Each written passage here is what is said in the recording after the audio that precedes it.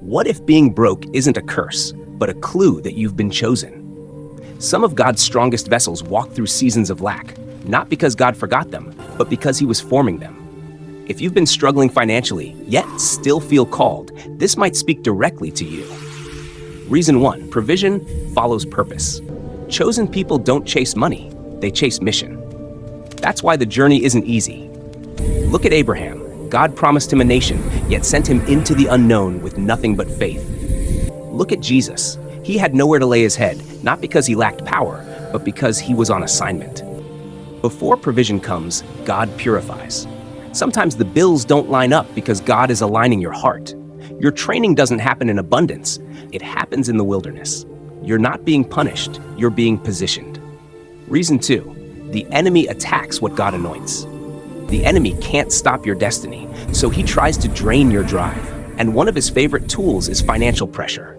Unexpected bills, missed opportunities, barely enough to survive. Why? Because once a chosen person becomes resourced, they become unstoppable. Your breakthrough isn't just about you, it's about the people you're called to bless. That's why the pressure has been so intense. Reason 3, isolation creates inner battles. Being chosen often feels like a contradiction. You feel called to lead, yet no one is following. You feel anointed, yet your reality looks like lack. Look at Joseph. God gave him dreams of royalty, but before the crown came the pit, betrayal, and prison. He wasn't isolated because he was forgotten, but because he was being shaped and protected. God separates you so He can develop you. In the quiet, He refines your motives. In the silence, He strengthens your ears to hear Him, not the crowd.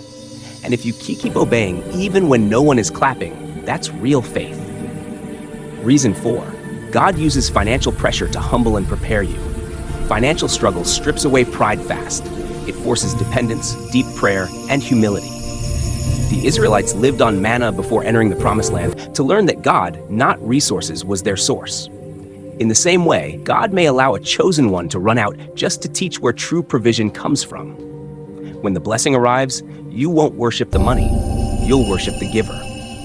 Reason 5, your wealth has a mission. God doesn't give chosen people money just for comfort. He gives it for impact. Joseph's elevation in Egypt wasn't for luxury, it was to save nations.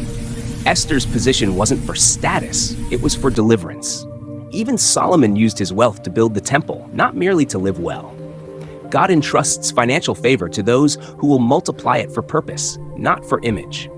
That's why the resistance on your finances has been so fierce, because the enemy knows that once you step into overflow, you'll break cycles, restore families, fund kingdom work, and change lives. Reason 6, God starves the flesh to strengthen the spirit. Sometimes financial struggle isn't an attack.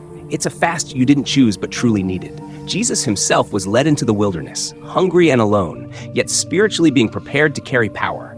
God will let you go without so that your spirit can grow within. In the wilderness, you learn dependence, obedience, and purity. Things abundance can't teach. When the blessing comes, it won't destroy you, it'll launch you. So if your money is tight, if doors aren't opening, if the blessing feels delayed, maybe it's not a curse. Maybe it's confirmation. For the chosen, the struggle is not punishment, it's proof. Proof that something greater is being prepared for you. If this spoke to your spirit, drop a comment to welcome what God is doing in your life. If this spoke to your spirit, share the word "I'm ready" in the comments to declare your faith for what's coming next.